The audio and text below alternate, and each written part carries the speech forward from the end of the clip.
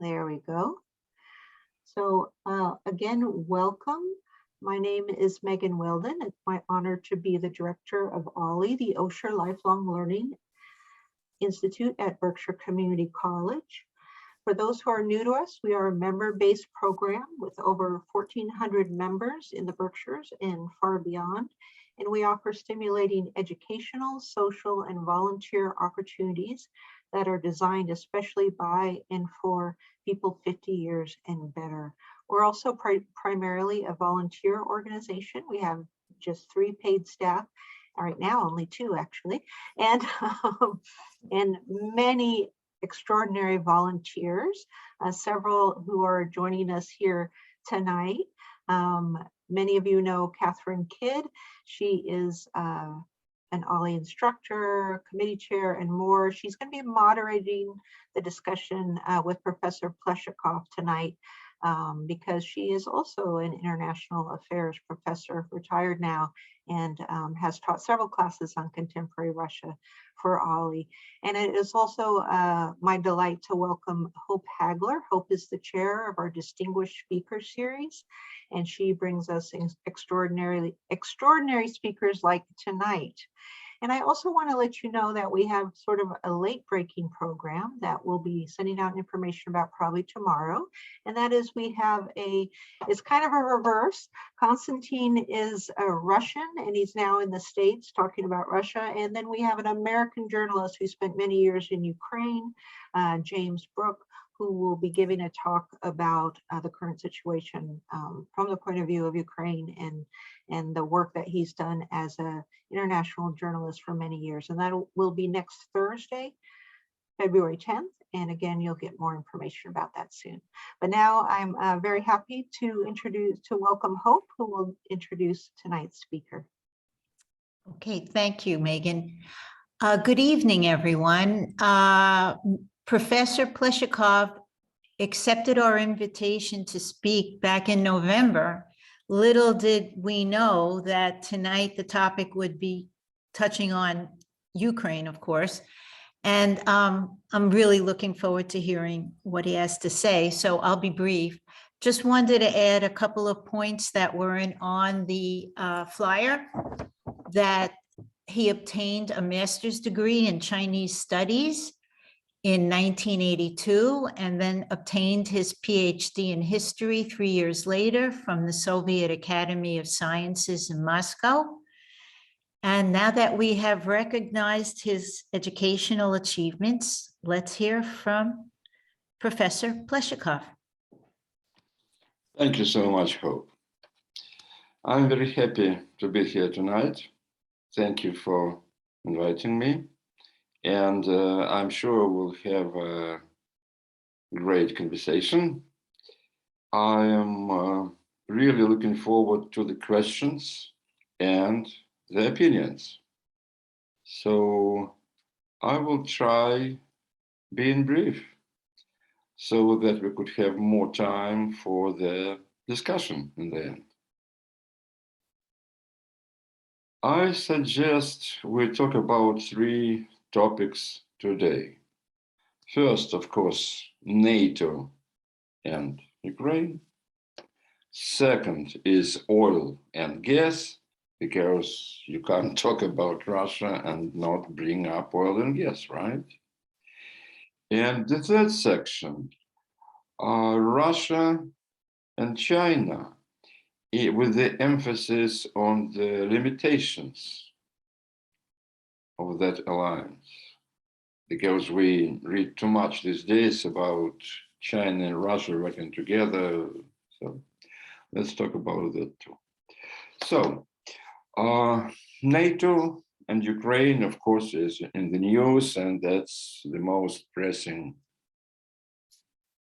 issue, at least, the most pressing thing, the most important thing happening in that part of the world at the moment. So let's talk about that.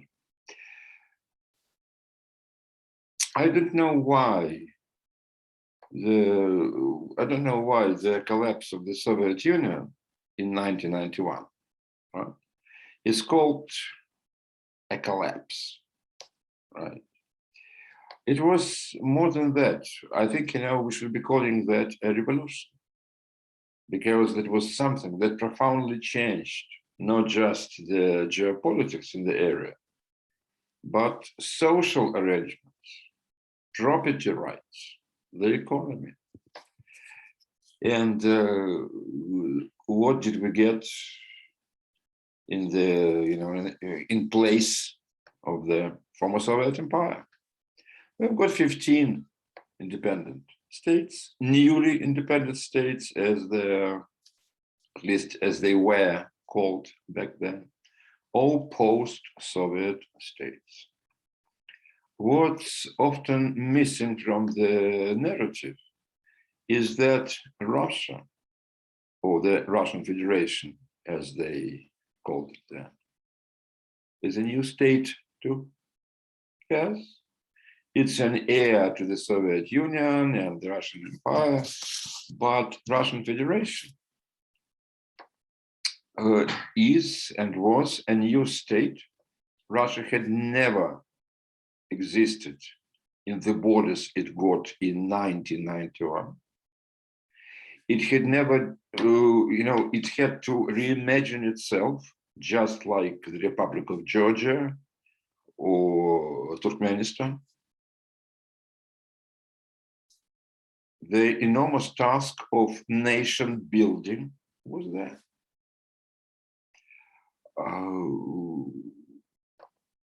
We will possibly skip Yeltsin's year today. You all know what was going on in there, and in any case, the 10 years of Boris Yeltsin's presidency, I can't say it was wasted. It was not, right? These 10 years were not wasted. But still, we've got a completely new approach, a new chapter. So we've got Vladimir Putin. When he became the president of Russia, the mission of nation building, to be honest with you, it hadn't even started. The 1990s were too chaotic, too difficult economically for Yeltsin, and of course, for the new elites around Yeltsin to achieve anything. Also, there was an immense confusion. Again, we're talking about the elites of the society, the people who influence public opinion and often politics.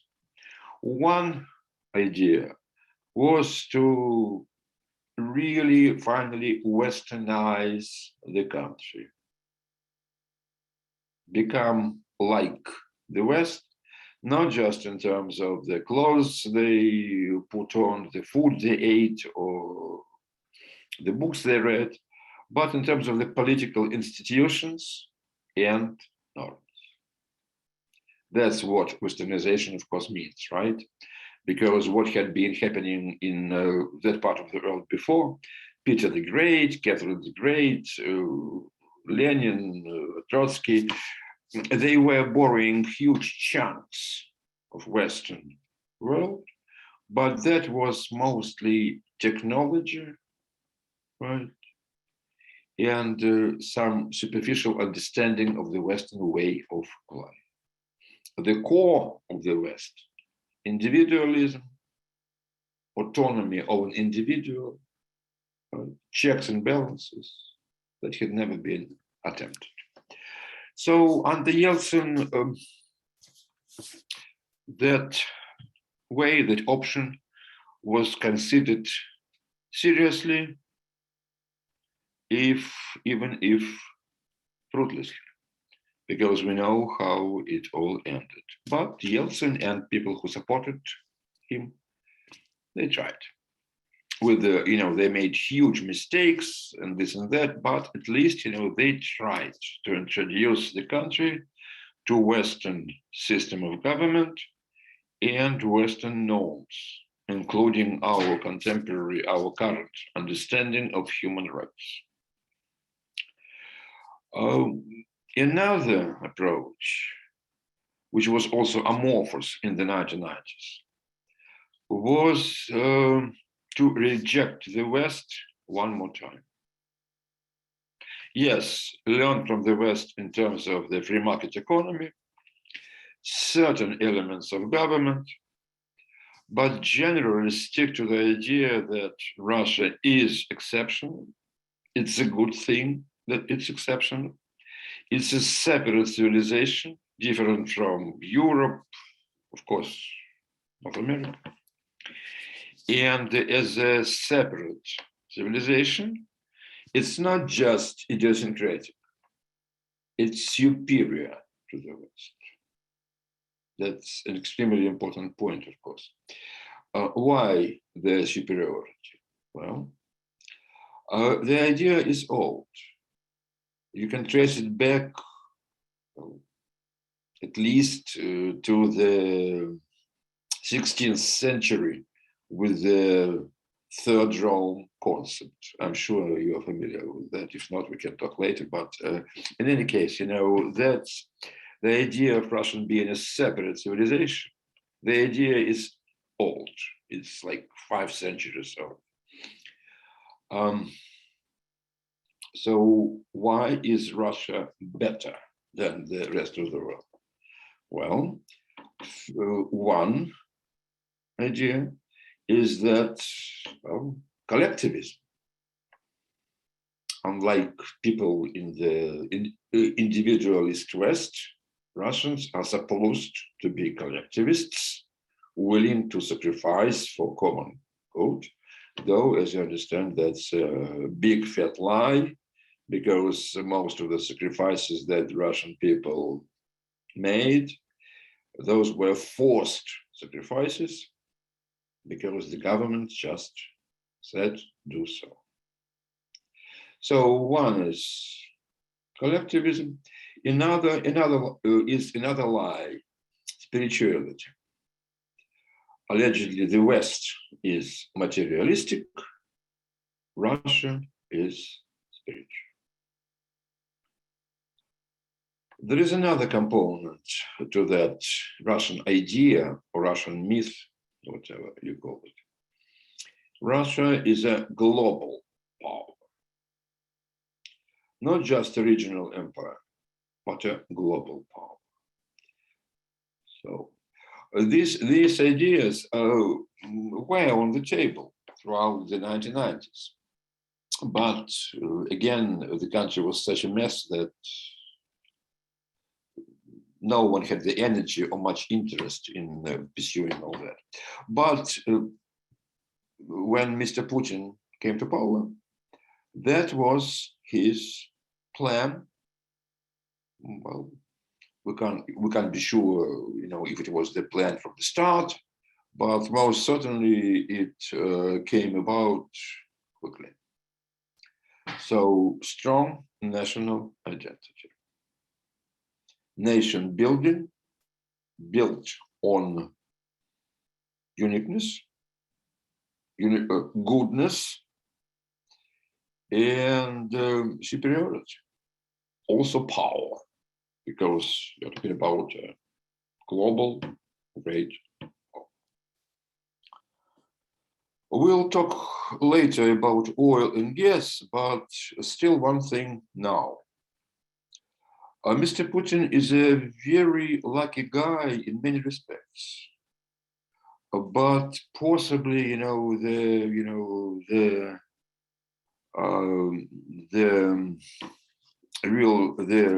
really great time when he lucked out, so to say, right, was, you know, when he became president of Russia. Very quickly, the prices of oil and gas started going up radically, drastically. It just so happened then that during the years of Mikhail Gorbachev and then Boris Yeltsin, energy was cheap. And of course, the fact that suddenly, you know, you've got that boom and Russia is becoming not rich, but richer. Well, of course, you know, that gave Putin resources. living standards starting growing up. He is a good manager, and some of his decisions in terms of how to regulate the economy made sense. The idea to nationalize certain industries, again, oil and gas industry is mostly nationalized, state-owned. Well, not quite, but close to that, state capitalism, right? That idea was a great idea because the 1990s had seen that absolutely, chaotic competition of robber barons, of the new rich, of the oligarchs. Taxes were not paid. And when taxes were not collected, so the state was poor. So Putin started with that, and yes, he limited the political power of the oligarchs. And so after the state got control of oil and gas industries, not just Mr. Putin, but Putin and his entourage, they started expanding that, and they did that, the exports of oil and gas. They did that very successfully, and we'll talk about that later. So, but again, the thing that he was just lucky because the state got a new, could start, getting more money from oil and gas, great thing. So, and living standards started to grow. So part of his popularity in Russia, at least in around 2000, 2005, 2000.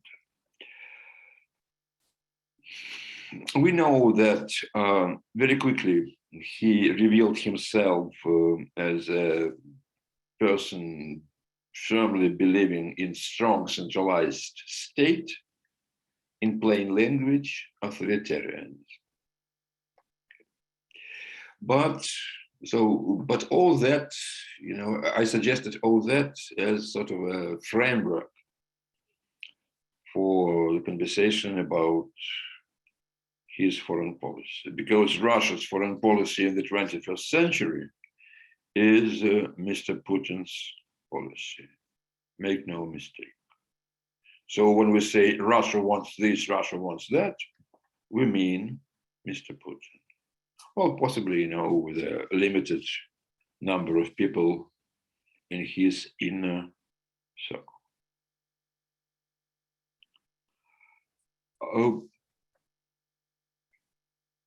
There were three sets of problems in Russia's foreign policy.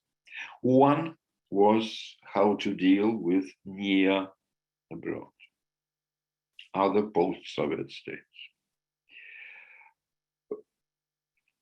The Russian concept of near abroad, well, clearly, it sounds very condescending, and that's how it's meant. You are not real abroad, you are near abroad.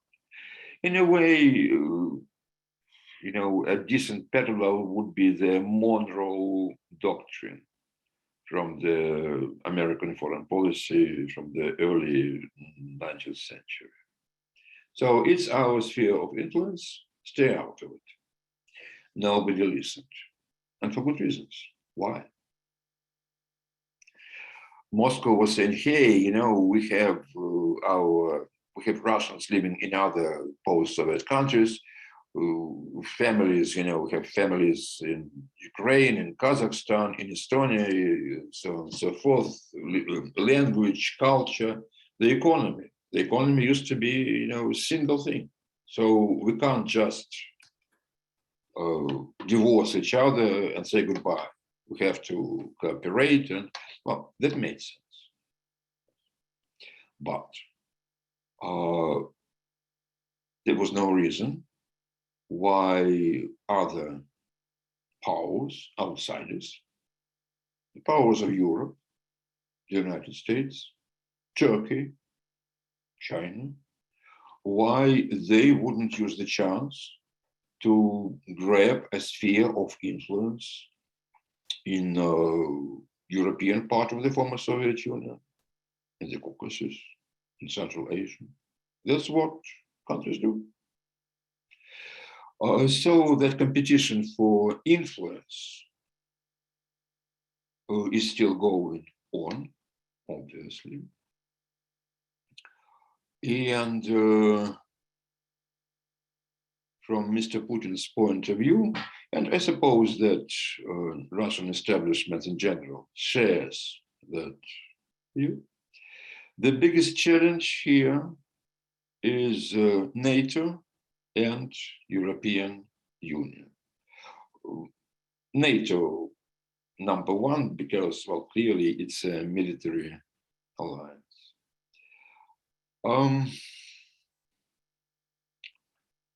I must say that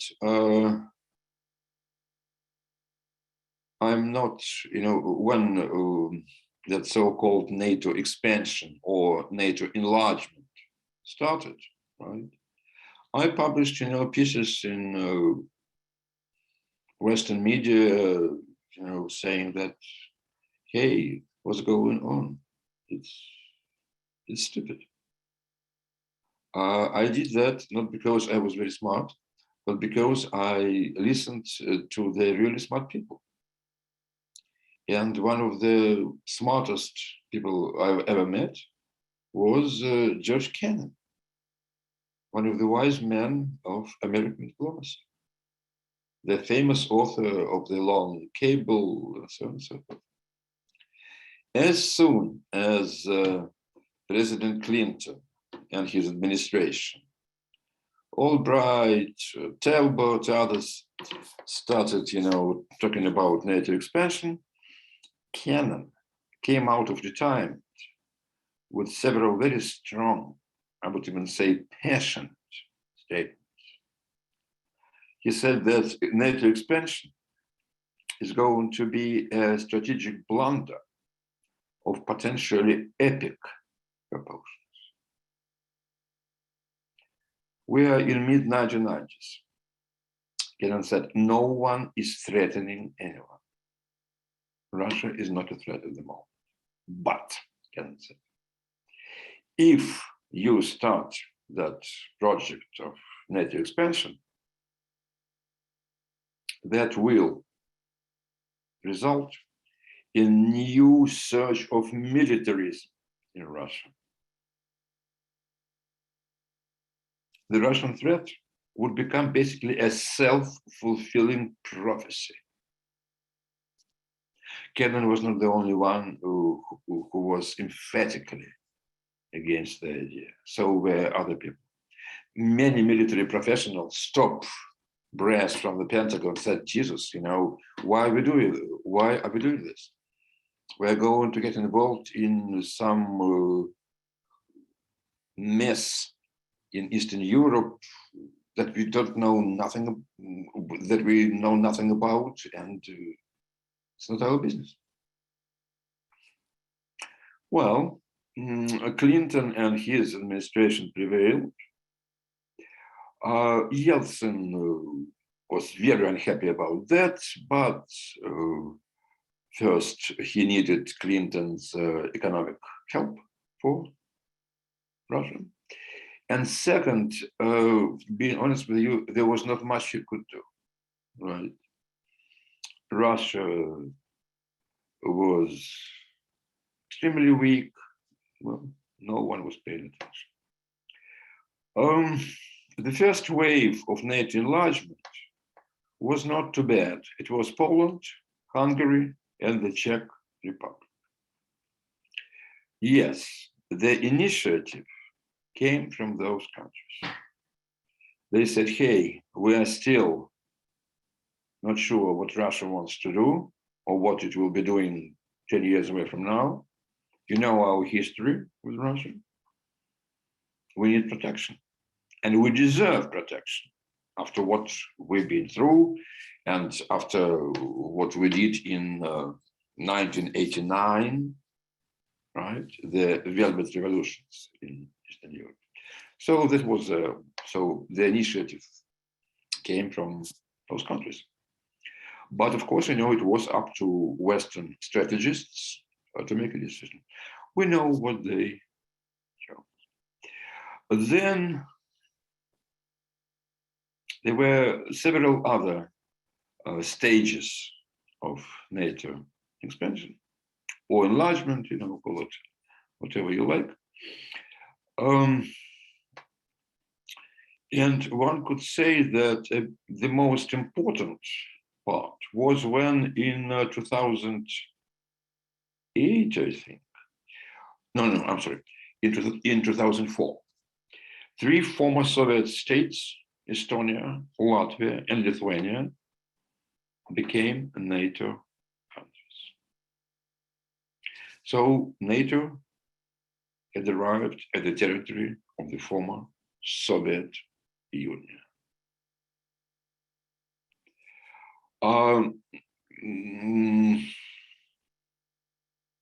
Okay, so why I think that was a horrible idea. First, just as George Kennan warned, militarism came back to Russia. There are many things that brought Mr. Putin to power and that made his foreign policy agenda popular domestically. NATO expansion was a big factor. So militarism is back. We're not saying that without NATO expansion, the Russian Federation would have been a peaceful and lovely country, possibly not. But still, NATO was a huge factor helping the rise of Mr. Putin, his authoritarian imperialist regime. Okay. But you know what? That's not the most scary thing by my lights. For like 25 years, I've been writing, teaching, speaking, on foreign policy for, 35 years. And what beats me is I just can't see any reason why the United States would agree to NATO enlargement. What, alliances. You create alliances, or you let people join your alliance when it's beneficial to you. What is there that the United States is going to get from all those new NATO countries, except more headache, potential strategic confrontations with Russia, and also expenses.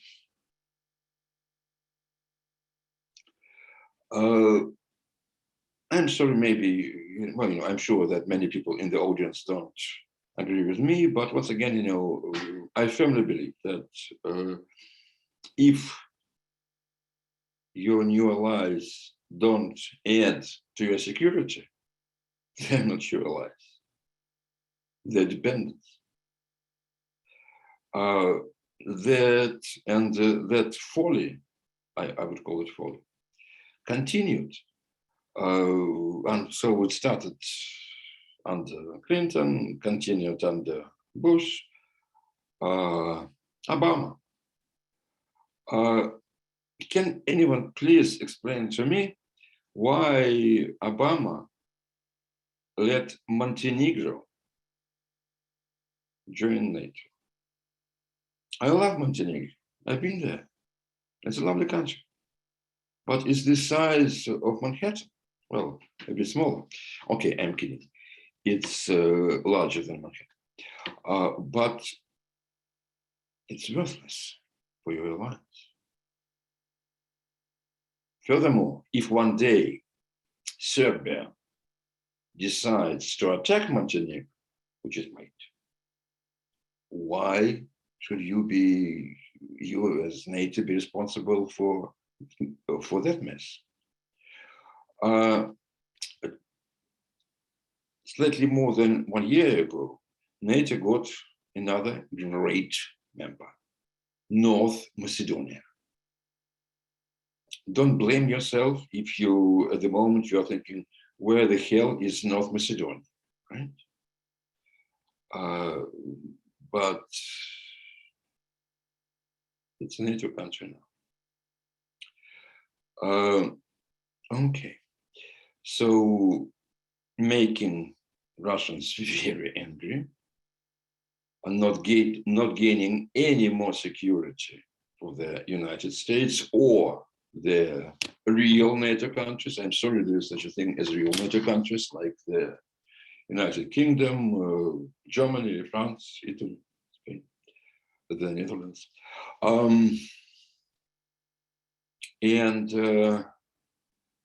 Lastly, you know what? All this NATO expansion that has been going on for 25 years by now, if not 27. NATO has been giving out promises to its new members that it did not have any intention of keeping. I'm sorry. Does anyone think that the United States will go to war with Russia over Estonia or Romania? No.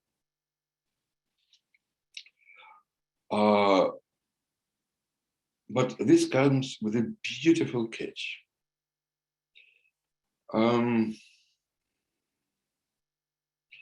Rather unfortunately, those new NATO countries believed or pretended to believe that when they're getting into NATO, they're getting solid protection against Russia.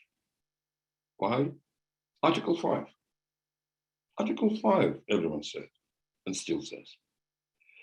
Article 5, one for all and all for one, right? So an attack on a NATO country will be viewed by other NATO members as an attack on them. And they are obliged to respond. Yes, that's very true. But if you read the Article 5 of the NATO Treaty, drafted by very capable American diplomats in between 47 and 49, Article 5 says that every NATO member will assist the party or parties attacked by taking such action as it deems necessary, including the use of armed force. So one for all and all for one, yes.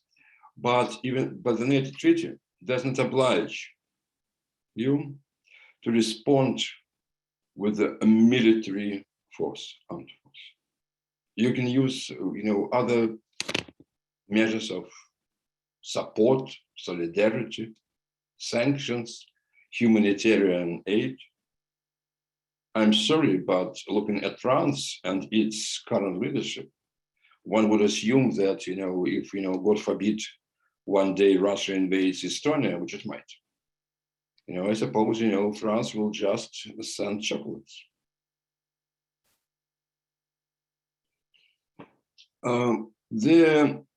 But still, the biggest folly of that NATO enterprise was when President Bush the Jr., despite the advice actually of people in the military, in the foreign policy and military establishment of the United States, Bush insisted on promising Ukraine and Georgia NATO membership in the future. That was a silly thing to do. It was just, from the strategic point of view, it's just undoable. How can you even theoretically take responsibility for a big country the size of Ukraine? 44 million people population. The border with Russia, I forget the exact figure, between 3,000 and 4,000 miles. How are you going to help it? Georgia, okay, it's, well, excuse me, it's rather far away from North Atlantic, don't you think? So why would it belong in NATO? But again, in terms of practicality, reaching it help is extremely challenging. Yes, it borders on a NATO country, Turkey, but as we all know, Turkey is a very problematic NATO member now, right? It's trying being completely autonomous, even independent. So its NATO membership is almost a formality now. So Georgia is an island, and actually in the area where the United States doesn't have much strategic interest. Okay, so but that happened. Bush said in Bucharest, 2008, Georgia and Ukraine would become NATO countries.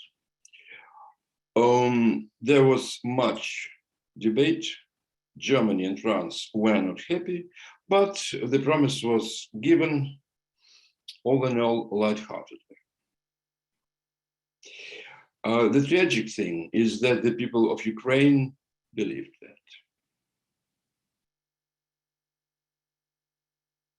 Putin's response was swift.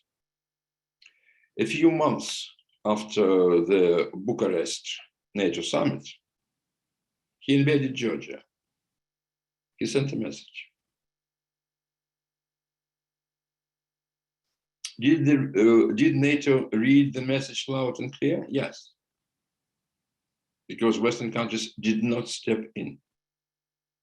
And had Putin not stopped the offensive, the Russian army would have taken the capital of Georgia, Tbilisi, and the rest of the country within a week.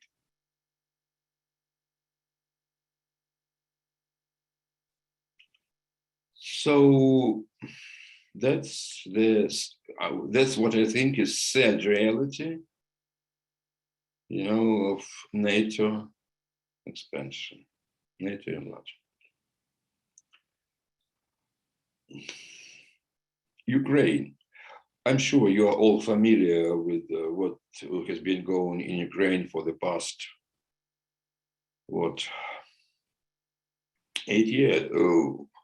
7 years plus, right? Since the uprising in Kiev in 2013, 2014. And we know that Putin used that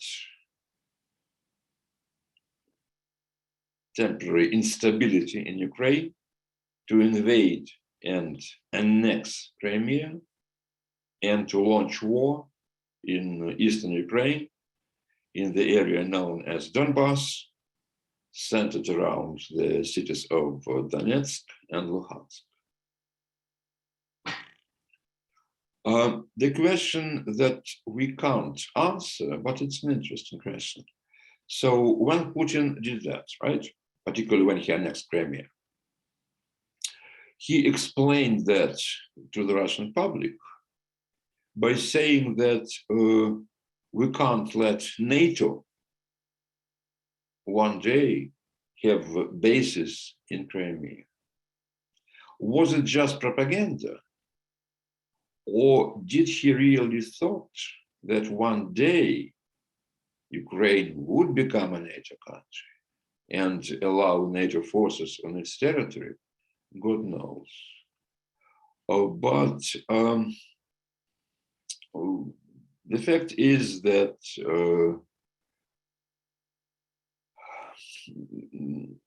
the spring of 2014 was just the beginning of an extremely painful, tragical chapter in Ukrainian history. A few words about the current crisis. I suppose you have your own ideas and opinions, maybe questions about that. But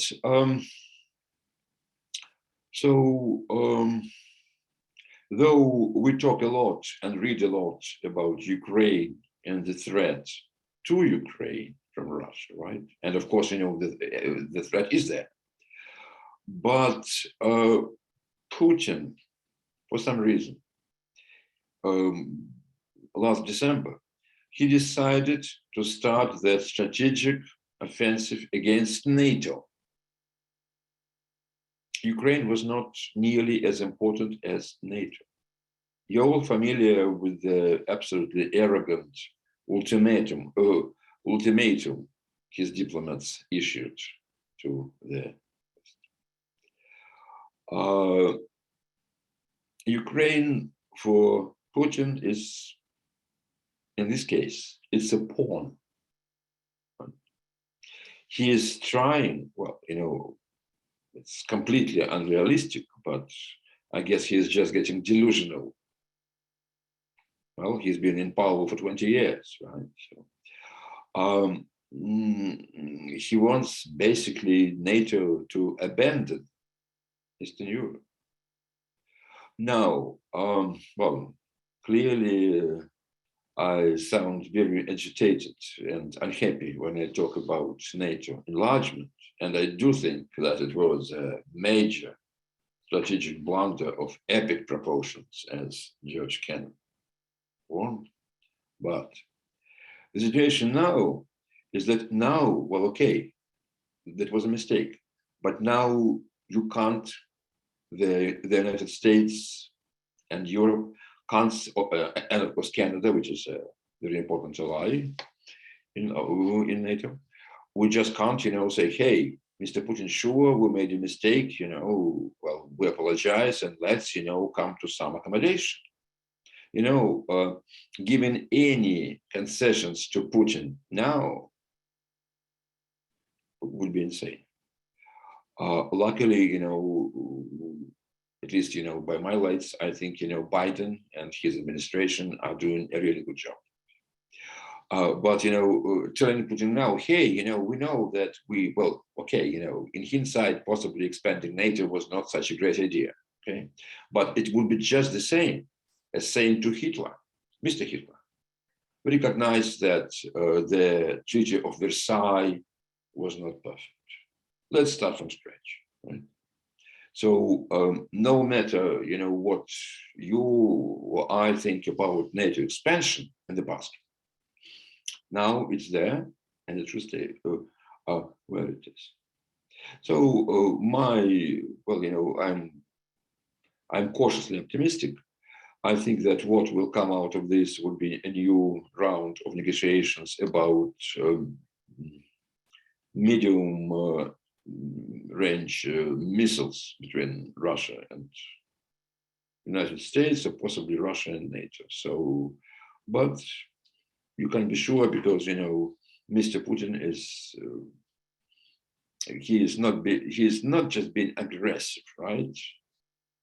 But I think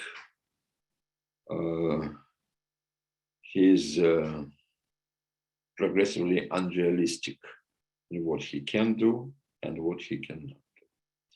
All right, so I'm sorry that I spent almost an hour talking about NATO, but I think, you know, that's the most important issue now. War and peace for the American people. So oil, right? We talked about oil and gas, saying that, yes, you know, the high prices and and renationalization of oil and gas industry. So generally good for the Russian economy, and the Russian people.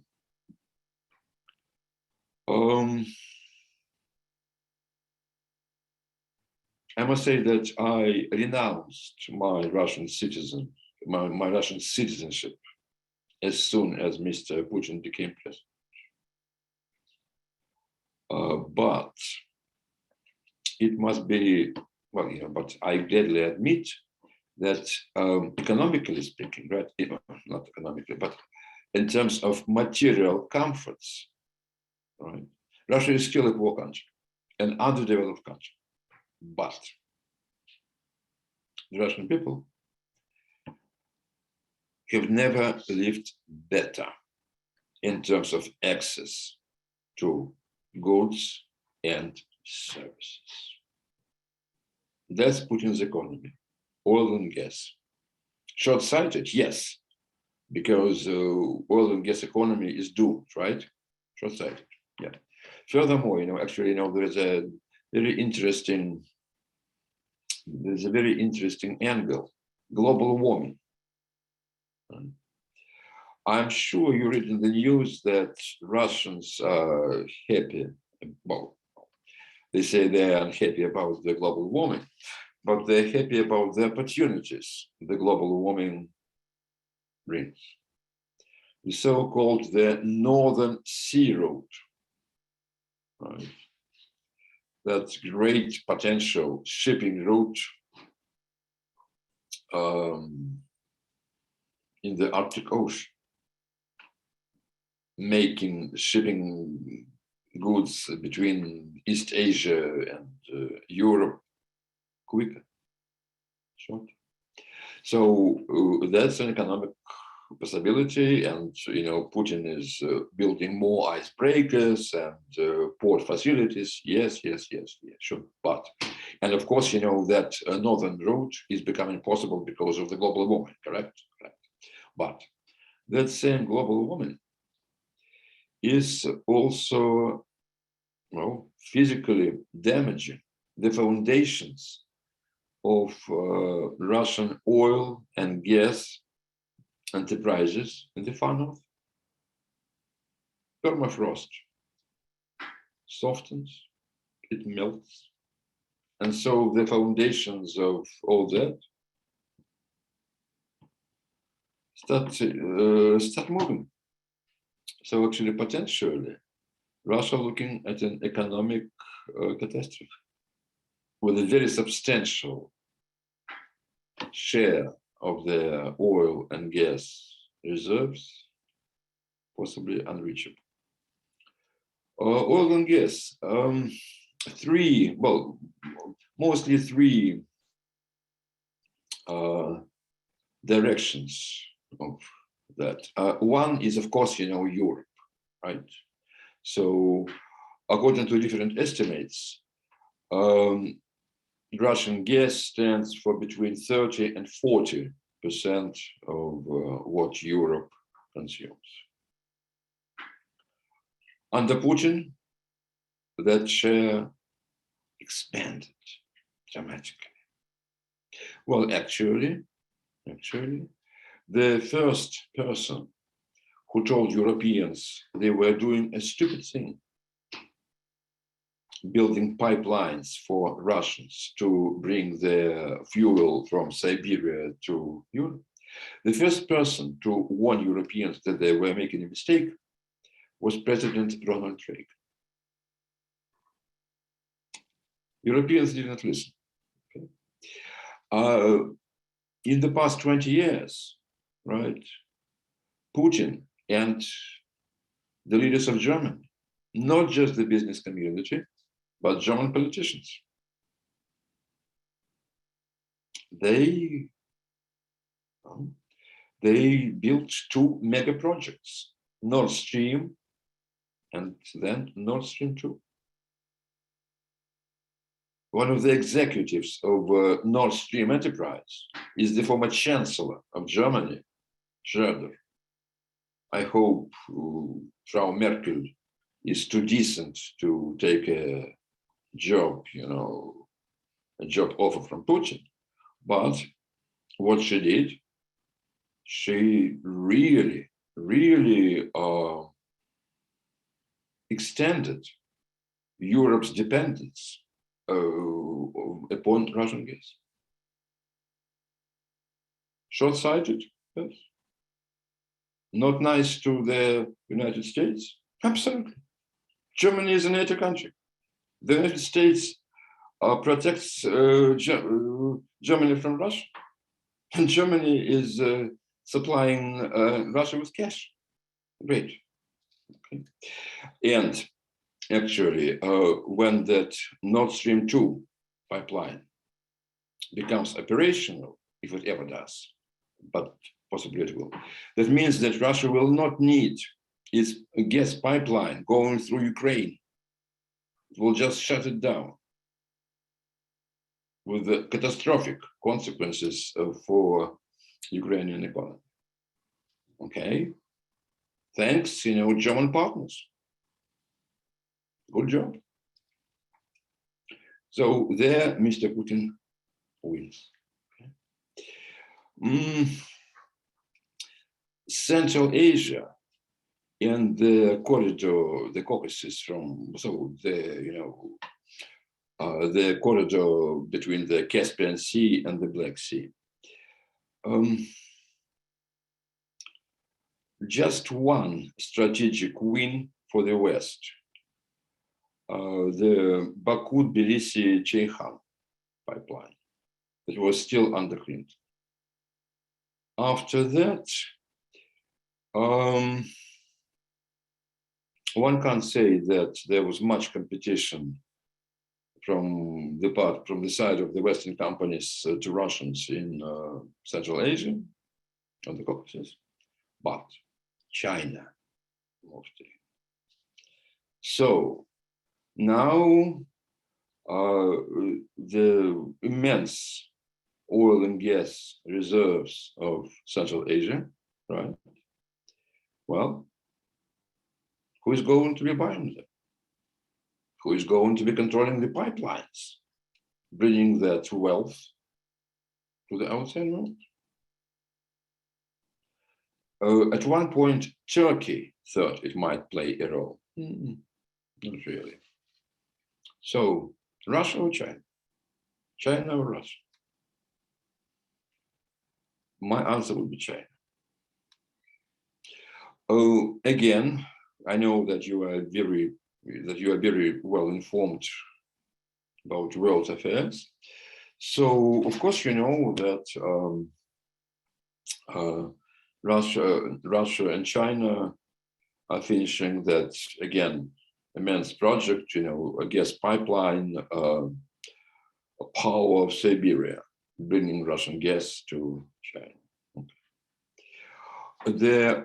As for the resources of Central Asia, the struggle is on. And it looks like that China is winning. Why? Simple reason. Because where Russians apply brutal pressure, military force, blackmail, threatening, a coup d'etat or something, China pursues economic expansion. And what's very important, China does that on different levels, right? Not just on the government level, when presidents shake hands and say, okay, our trade will be great. But that's also done on local level. And that really matters, because that builds your infrastructure for the future. So the future of, we know nothing about the future. We can't know anything about the future, but the limitations of the Russia-China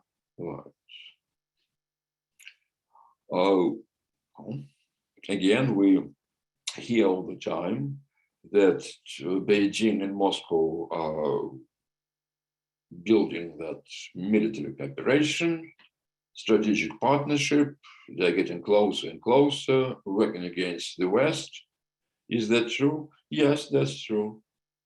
That new economic interdependence, close political partnership, diplomatic partnership, As you possibly know, President Putin is going to be one of the few world leaders who is going to attend the opening ceremony of that infamous Beijing Olympics. And military cooperation, yes. Buying Russia sells military technology. Russian and Chinese armed forces now and then coordinate.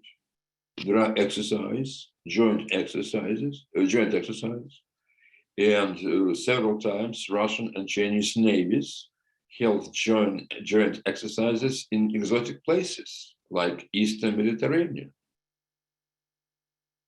Doesn't have any strategic meaning, but of course, it's a strong diplomatic move saying, hey, Russia and China are together and we're against you guys. But but I'm cautiously optimistic here, and I'll tell you why. I don't think that Russia and China will ever build a lasting, strong military strategic alliance. Supporting each other in the United Nations against the United States, sure, of course. Blaming American government for this or that, absolutely. But that's just words. First, let's look at the economy.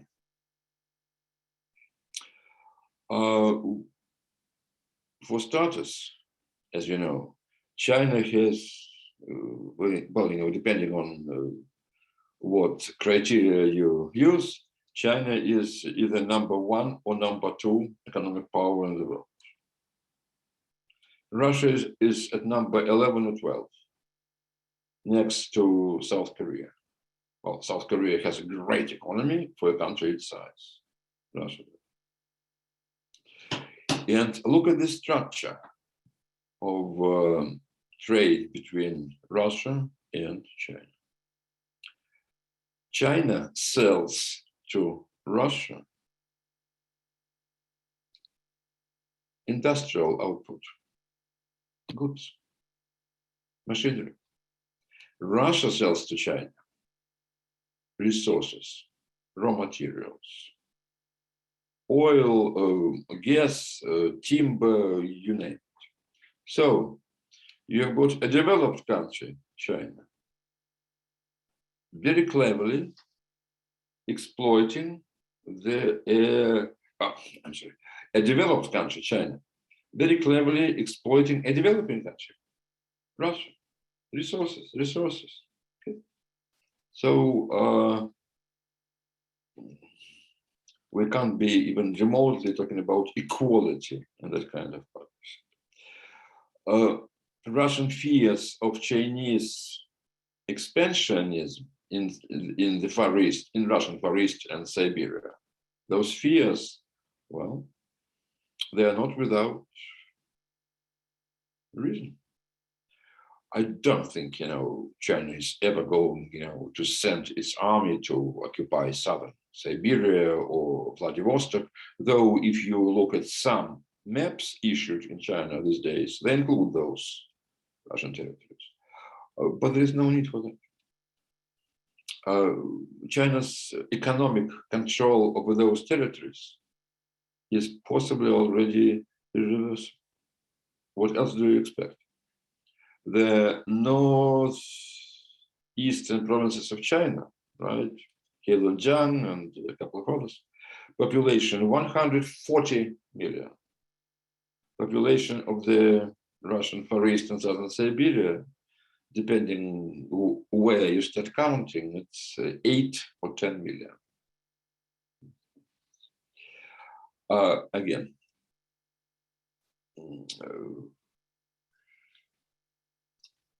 in the Russian Far East and Siberia, in terms of who owns them, they're not safe. And that's just the way things are. Another region, very important region for China, Central Asia. Right? I mentioned, the competition between Russia and China for the resources of Central Asia, right? And China is winning because it has more money to buy those resources and buy the governments if necessary. Furthermore, I'm sure you're all familiar with that extremely ambitious project of Chinese leader Xi Jinping, Belt and Road Initiative, sometimes referred to as One Belt, One Road.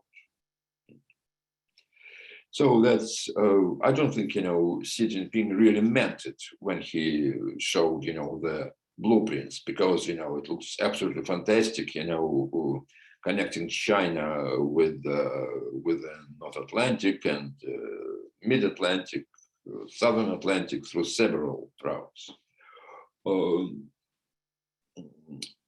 But what's extremely important for China, if Central Asia is dominated by Russia, or if Central Asia becomes unstable, then Beijing can forget about the whole northern chunk of that project.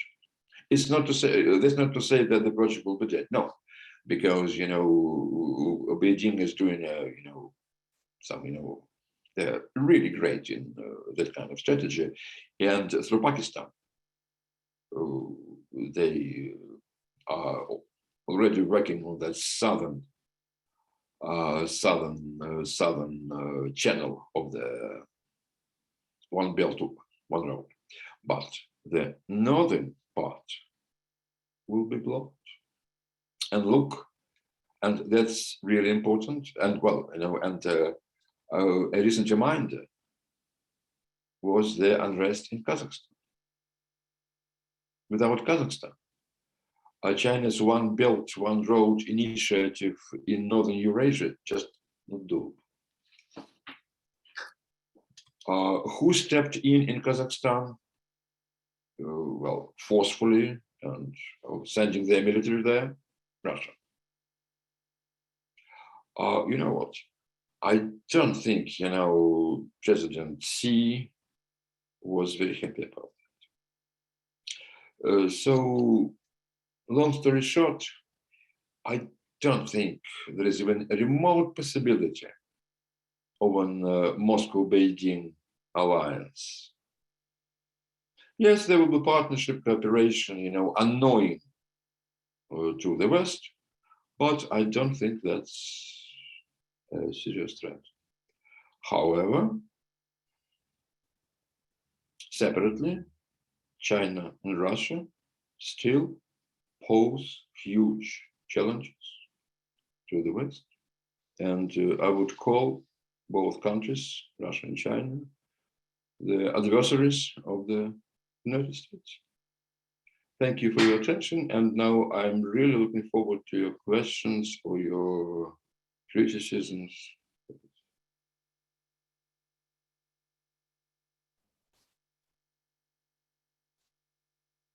Okay, thank you very much for a provocative and carefully argued lecture. I would like to begin with a question of my own, and then I'll pick up questions from the chat. And for our audience, if you've been listening carefully, maybe taking notes, and now want to put things in the chat now, please feel free to do that. So one of the thoughts I've had in the last days is the strategy during the Cuban Missile Crisis to be using back channel communication and to provide a way in which Putin can back down while still saving face and looking like he's achieved something. So do you think there's any opportunity for that in the current situation? And do you think the Biden team has the capacity to pull something like that off? That's a great question. Thank you, Catherine. And of course, the parallels, with the Cuban Missile Crisis, they're screaming, they're obvious. And I agree with you, there is a possibility for some quiet behind the scenes deal that would actually let Mr. Putin save face. I briefly mentioned one of the options. There would, a new round of talks concerning the location of medium-range missiles, right? So we remember that after the Cuban Missile Crisis, the United States quietly took out missiles from Turkey. So that could be an option, and I don't think that would by accepting that President Biden would lose face. That's reasonable. As for back channels, well, if they're using back channels, we know nothing about that, right? But at the same time, if they're not using back channels, then that's where they're. I just don't know if that's going to work these days. But back channels or not, some kind of face-saving deal. Well, I do hope it's in the cards. Okay. Thank you. There are a lot of questions and comments that have come in as you've been answering that question. There a number of, obviously, because of what's happening right now, a number of these questions have to do with Ukraine. So there are some people who say that Putin's current actions in regard to Ukraine are primarily for domestic consumption. Do you agree with that? And what do you think is the benefit that he might gain from this apparent standoff? I think it's a very valid point. And though I believe that still the most important audience he targets would be the leaders of NATO, but the domestic audience comes close second, absolutely. And speaking of which, actually around 2011, 2012, many Russians decided they had had enough of Mr. Putin. There were protests, as you remember, Catherine, right? Yes. Brave people in the streets, so on and so forth. But when Putin annexed Crimea, right? I'm not saying that was the only thing that undermined the protests, because the reaction of the state was brutal and there was repression. But that patriotism, nationalism, that imagined Russia, that imagined great Russia, that definitely played a role. And it has been a while since since that little victorious war. Of course, you remember the expression, right? If this conflict, if this crisis actually leads to some limited military engagement of the Russian troops, I'm sure that Putin will be selling it to the domestic audience very widely. Okay, Thank you. There are a number of questions that all focus on Ukraine and Eastern Europe and the earlier expansions of NATO. And I'm going to try to sort them out a little bit in the sense that people are, in their questions, are sort of equating NATO expansion with the desire for greater independence and national sovereignty with the Eastern European countries. So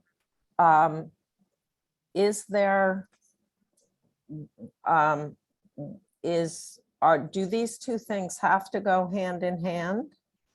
Or how can the countries of Eastern Europe, the Baltic states, Poland, Hungary, the Czech Republic, some of the countries in the Balkans, how can they move towards greater democracy and autonomy without the NATO umbrella?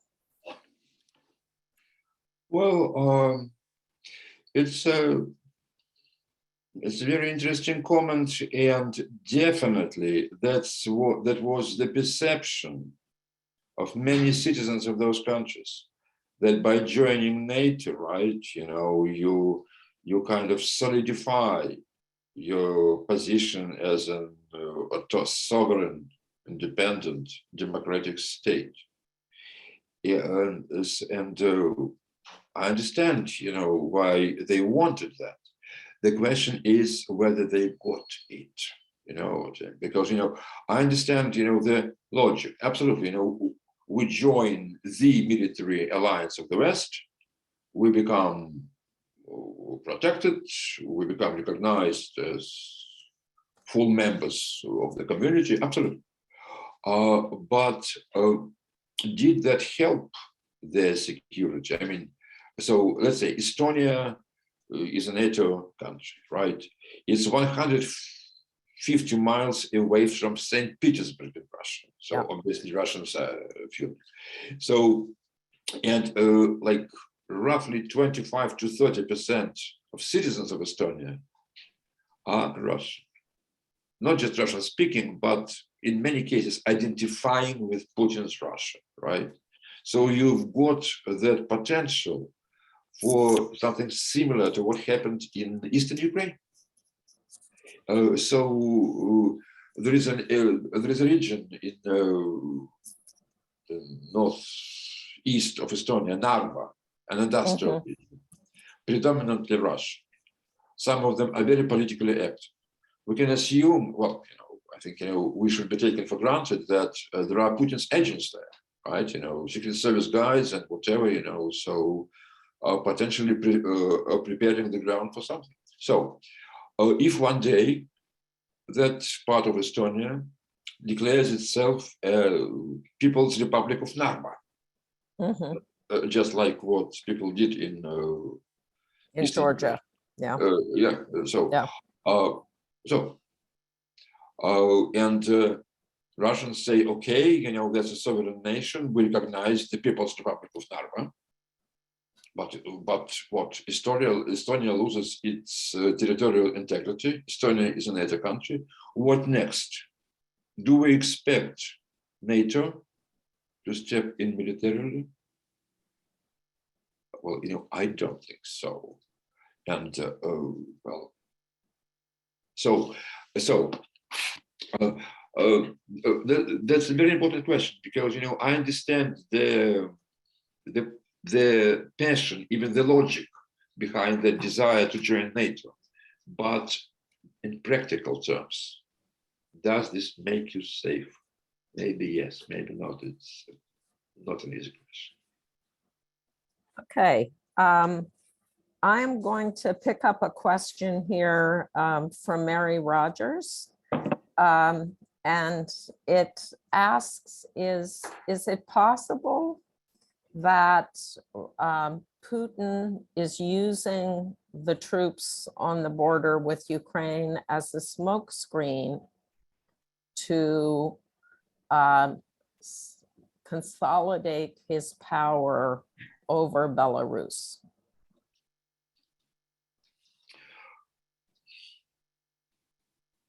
Again, it's a great guess. It could be.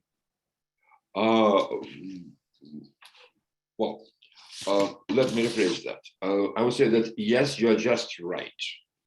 Because, when the dictator of Belarus, Lukashenko, lets Putin's guys in, heavily armed, stationed all over the southern part of the country, Lukashenko already is surrendering part of, Belarus's sovereignty, right? So you're absolutely right. That's already happening. So we don't know where things will go from here, but the only thing we don't know is, whether that was whether the rest of the operation, sending troops to the border with Ukraine, was a smokescreen, or whether, Putin thought that he could, what's the expression, kill two birds with one stone. Mm-hmm. Okay, thank you.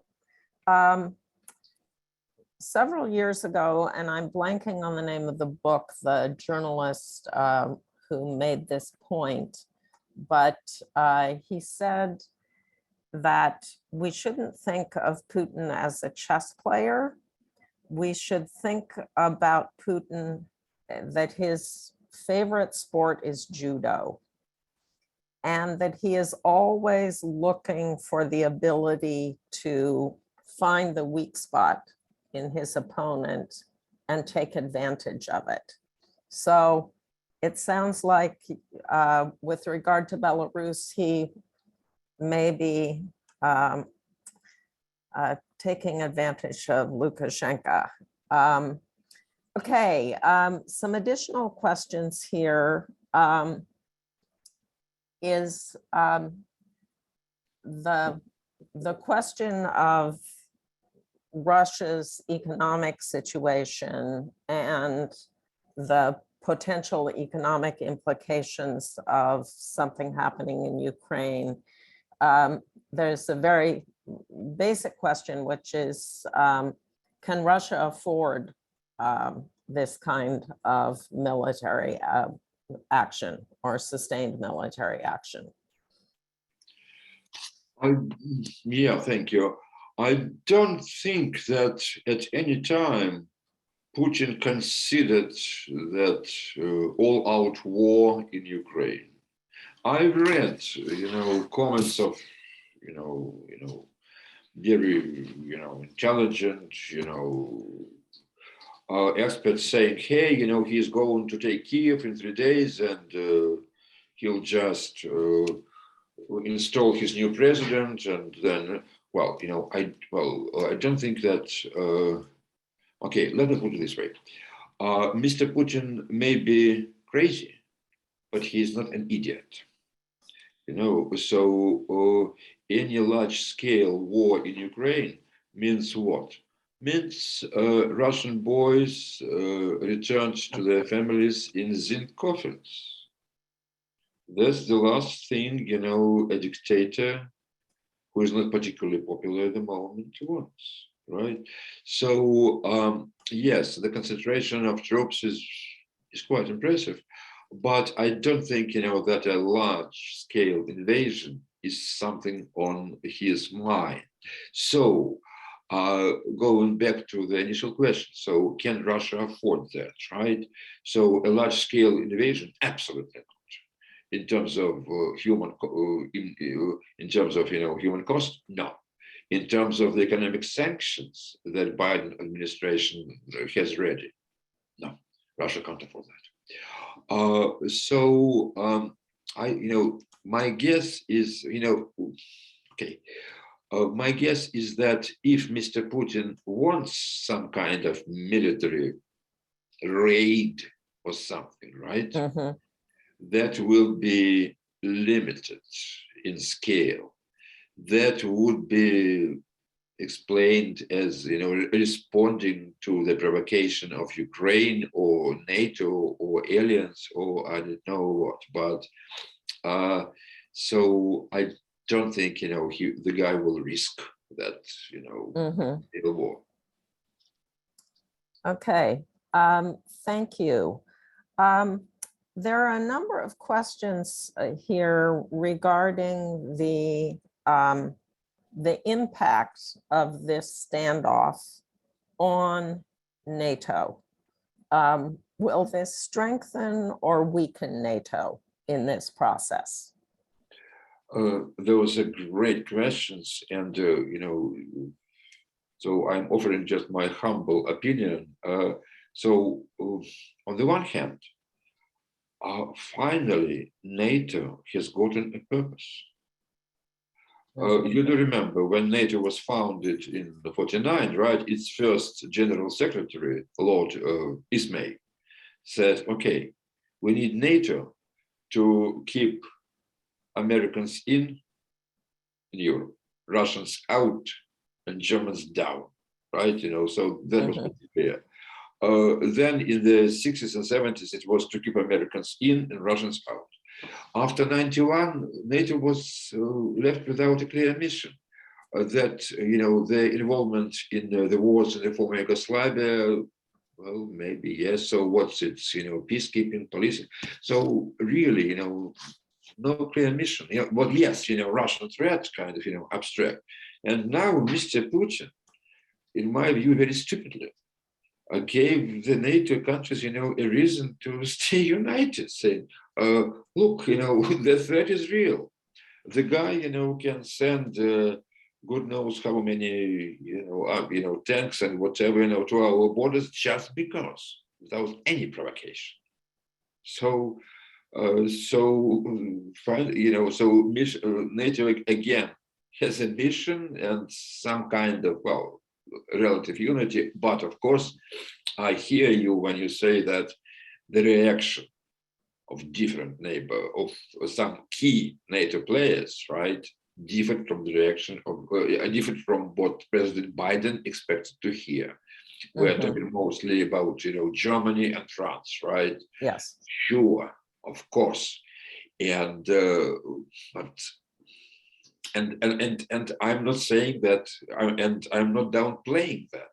I'm not saying that it's a minor thing. So on the one hand, you have that, really, well, a threat that NATO faces, but at the same time, under pressure, the alliance is again becoming shaky. So. Okay, thank you. And in your talk, you clearly linked Russia's gas and oil policies and the provision of natural gas to Europe as both an economic benefit and potentially a lever to divide NATO. So we've seen over the last few years that Putin has used cyber warfare very effectively. Do you think he is using cyber warfare in some way right now in regard to what's happening in Ukraine, or is he going back to traditional military resources? Thank you. I think that, Mr. Putin loves, all those, military bells and whistles, parades, uniforms, whatever. But at the same time, he's smart enough to be using economic blackmail, cyber warfare, and other kinds of cover operations, and so forth. So cyber warfare. Well, with cyber warfare, we, the general public, know about it only when an attack happens. So for all we know, Mr. Putin's cyber army may be attacking some key piece of American infrastructure this very moment. And I'm praying to God that that our counter cyber specialists are doing their job and stopping them. But as we understand, cyber is invisible. What we know for sure, in the past few weeks, there were serious cyber attacks in Ukraine. Well, clearly, that cyber warfare is on. Then it's not cyber, but it's still kind of, that gray area between war and peace. There were interesting sightings of interesting drones over nuclear plants in Northern Europe. So, well, obviously you can't know for sure, but it's clear that we should not be ignoring the warfare that we can't see. Okay, thank you.